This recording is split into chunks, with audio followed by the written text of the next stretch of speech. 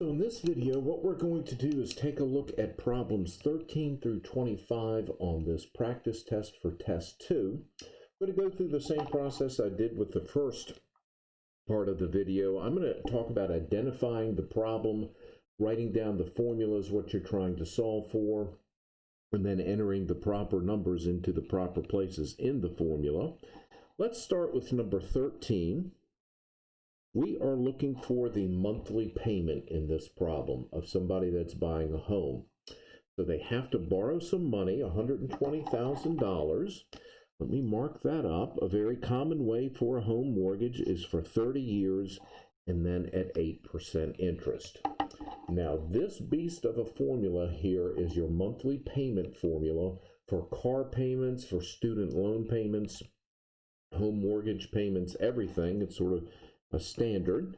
We're going to calculate the monthly payments under these conditions. So the amount borrowed is A, $120,000. The interest rate is 8%, and my end for this formula is always 12. It's always 12 because we're looking at a monthly payment. 1 minus 1 plus 0.08 monthly payment, n is 12, negative exponent, and the family has 30 years to pay the home mortgage back. So here's where we are. Plugged all of the numbers in. It becomes a calculator problem at this point, and let me show you how to do this on a calculator so it doesn't get too messy. I like to go over this by just blocking out everything in the downstairs denominator and just focus in on what's going upstairs with the 120,000 times 0.08 over 12. When I multiply those numbers together, I get $800. So all of a sudden, things start looking a lot easier to work with. Moving downstairs, let me cancel that out from my mind. I'm going to do a lot of copying. 1 minus 1.08 divided by 12 is 0.0667 raised to the negative 12 times 30, or negative 360 power. Keeping on going. 800.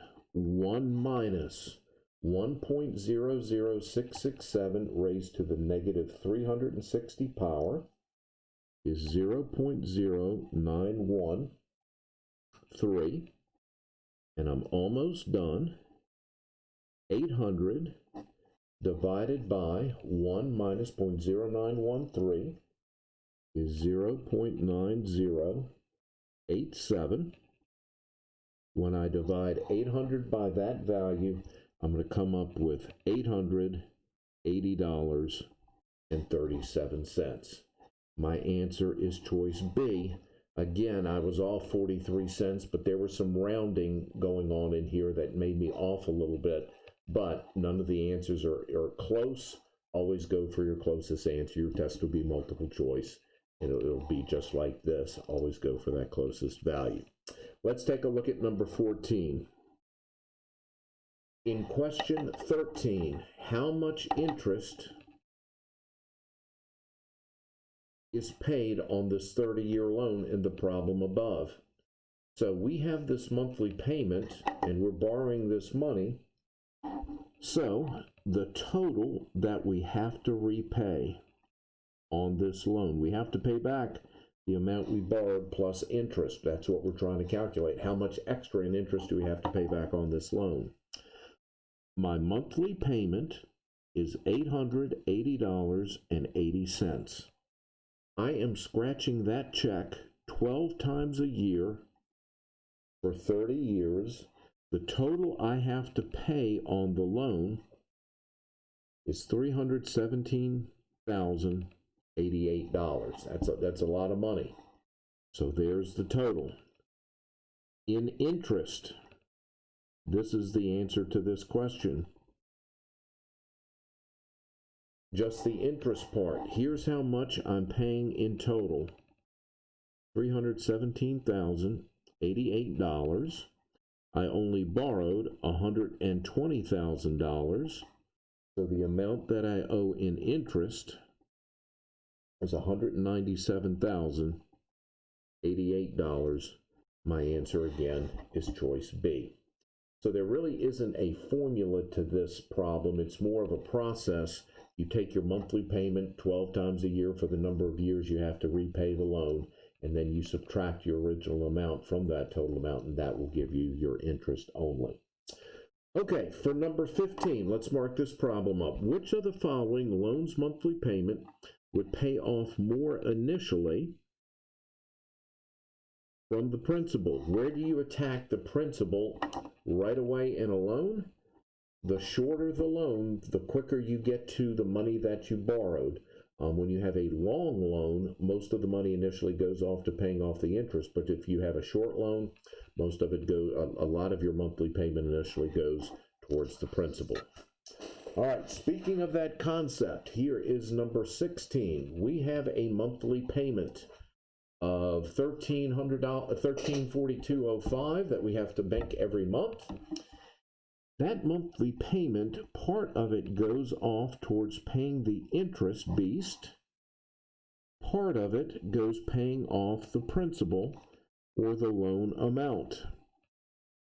Each month, your monthly payment is broken down into two pieces. Part of the money gets funneled this way, part of the money gets funneled towards the principal.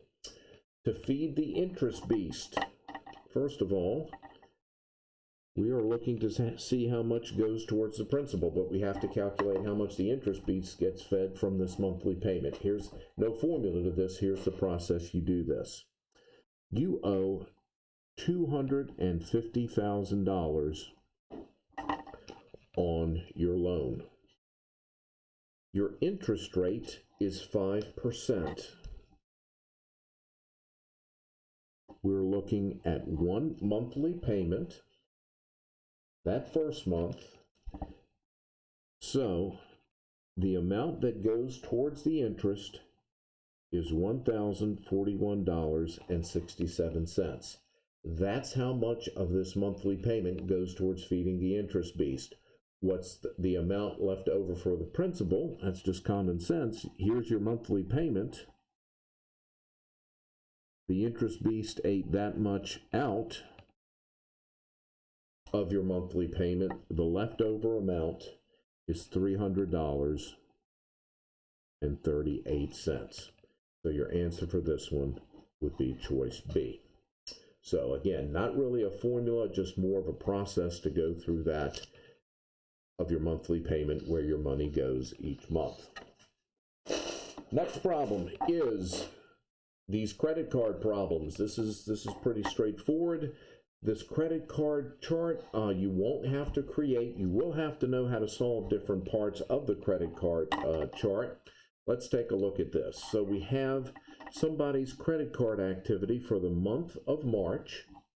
Here are all their purchases, their balance that they're ringing up on their credit card, the number of days in each little interval here, and then the total amount. My first question is, I want to solve for X.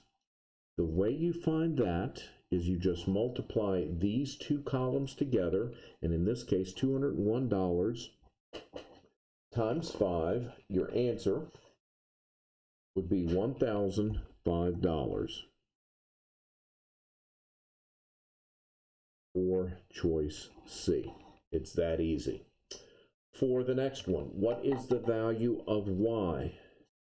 The number of days between March 20th and March 26th. And everybody likes to choose 6. You have to include every single day.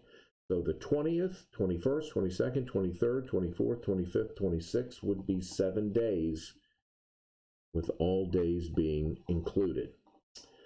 Now, your value of Z. You have somebody with $217.44 rung up on their credit card. They go to Sheetz and buy some gas. They have $17.33 added on to that because of that purchase, added on to their balance. I'm going to add those two together, and I would get $234.77. All right, so that answer would be choice D. Now, your average daily balance. Let's take a look at number 20. What is my average daily balance? Here's how you solve that. You come up to your chart, you add up the number of days, and you add up the total amount. So when I add up the total amount, I would get 7167.62. I would add up all of these values, and I would get 31 days. So to get your average daily balance, you just divide these two numbers. So my average daily balance would be 7167.62 divided by 31 days would be $231.21. My answer is choice A. Now, let me explain to you what this average daily balance means. We just calculated it. What it means is how much money you owe the credit card company on a typical day. During this little interval, you only owe 201, then you owe 217, then you owe 234, 254.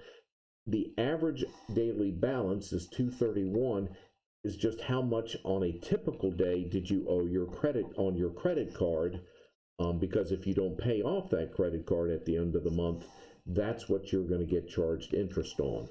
It's not the 201, it's not the 254, it's going to be that average daily balance.